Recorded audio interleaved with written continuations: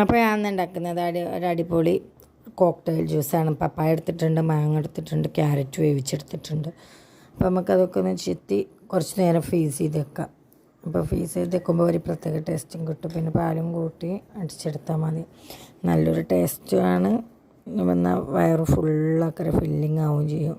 അടിപൊളി. അപ്പോൾ ഞാനിതെല്ലാം പാടെ ഒരുമിച്ചിട്ടിട്ടുള്ളത് മാങ്ങയും പപ്പായയും ക്യാരറ്റും. അപ്പോൾ ഇതൊന്ന് ഫ്രീസ് ചെയ്ത് കഷ്ണങ്ങളൊക്കെ ഒന്ന് ഫ്രീസ് ചെയ്ത് വെക്കാം. എന്നിട്ട് നമുക്കിതൊന്ന് അടിച്ചെടുക്കണം.